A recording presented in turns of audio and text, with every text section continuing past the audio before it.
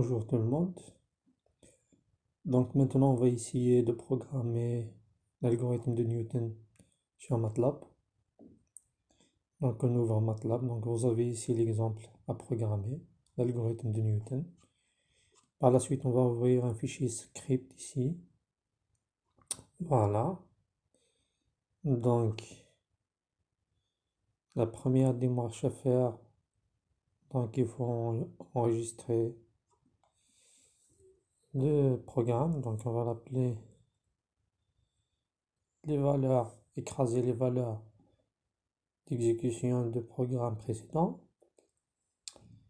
On fait un CLC, voilà, et par la suite on commence par déclarer la fonction f. Donc je vous propose une méthode comment déclarer f sans utiliser la commande line. Donc voilà. Donc ici à base, ce qui vient ici c'est les variables. Donc s'il y a deux variables x et y, donc on fait ici une virgule, on rajoute y. D'accord. Donc on va noter la fonction f fois x plus 1. Voilà. On a besoin aussi de déclarer df.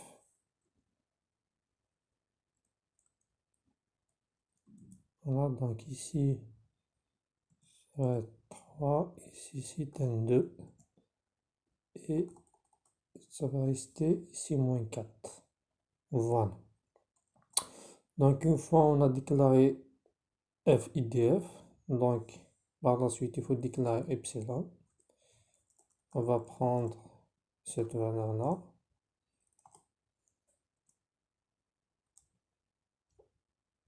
On rajoute des points virgules pour ne pas afficher les données. Voilà, donc on déclare epsilon. Par la suite, il faut déclarer la valeur, donc l'erreur, qui est égale à x1 moins x0, d'accord? Donc c'est le critère d'erreur ici. On va le mettre inf. Donc par la suite, il faut déclarer x0. Donc soit on prend c'est 0, soit 0,5, soit c'est 0,5 plus 0 divisé par 2, comme vous voulez. On va prendre 0. Donc pour mieux aller vite, diminuer le nombre d'itérations, il faut mieux prendre c'est a plus b divisé par 2. D'accord? Donc par la suite, on va commencer. Donc il y a une condition, donc on va utiliser while. Voilà. Ah, EPS. Donc tant que l'erreur est supérieure à EPS, donc x1 égale à x0 moins f2 x0 divisé par f2 de x0. Voilà. Donc une fois x1 est calculé, on calcule l'erreur. On doit calculer ici l'erreur qui est égale à, c'est la valeur absolue de x1 moins x0. Voilà.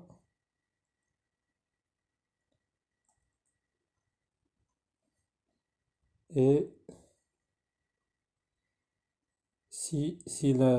maintenant il faut donner x0, x1 et x0. Voilà. Donc ici, si cette condition n'est pas vérifiée, donc on va donner x1 et x0. Donc là, la valeur x1 elle devient l'ancienne valeur calculée, donc c'est x0. Après, on va intégrer la valeur de x0 ici, donc l'ancienne valeur de x1, pour calculer le nouveau x1. D'accord? Donc par la suite, on va afficher xs égale à x1. On va exécuter, on va voir qu'est-ce que ça affiche. Donc nous avons une solution ici, c'est 0,2540. Donc on va vérifier est-ce que c'est si la solution qu'on cherche. On va faire f de xs, on va voir. Donc on a une valeur qui est proche de 0, donc c'est 10 puissance moins 12. Donc le programme est bon. Par la suite, si on veut rajouter le nombre d'itérations, on va initialiser le compteur ici. Voilà, par la suite, on va faire ici. Donc, on peut le mettre ici. N égale N plus 1. Donc, c'est l'ancienne valeur plus 1. On va voir le nombre d'itérations.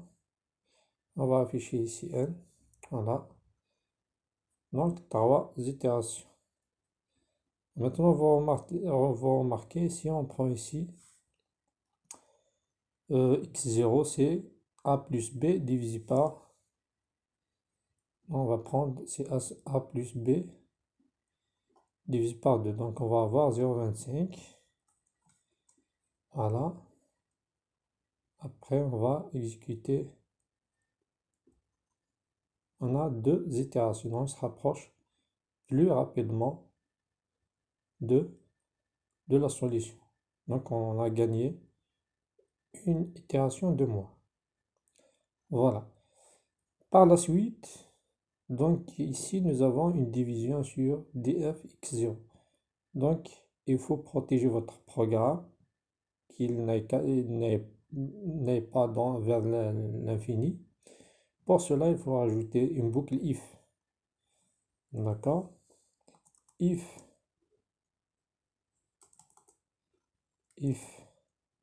df de x0, donc le x0 reçu ici, d'accord, égal à 0, brique.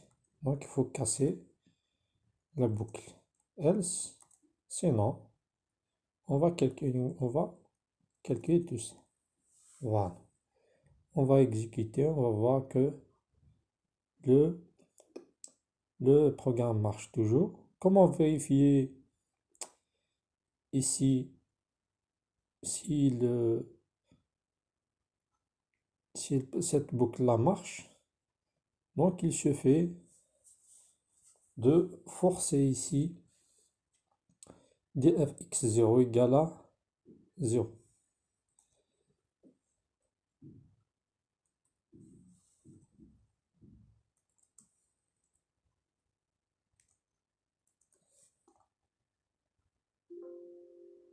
On peut pas faire ça, donc attends.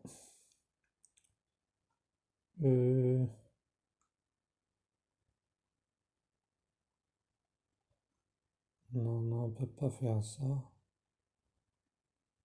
On peut faire par exemple ça. df, on va faire ça. Donc df, c'est comme si une variable, d'accord? Et ici, if df égale 0, donc ici, il va sortir de la boucle.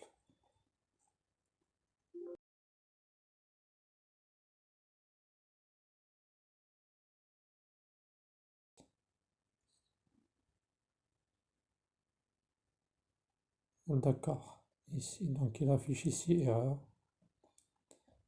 Ah. Voilà, donc il arrive ici. Il trouve que df égale 0. Donc il va il va sauter la boucle, il va venir directement ici. D'accord. Donc ici, on va refaire les choses comme ils étaient. Donc la boucle marche. Voilà.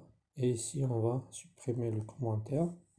Voilà. Donc voilà l'algorithme de Newton avec une protection ici, c'est df de x0 égale à 0. Donc il ne va pas calculer, sinon on va avoir ici plus l'infini. Il va directement sauter vers ici pour afficher la solution. Voilà. Donc, merci d'avoir visualisé cette vidéo.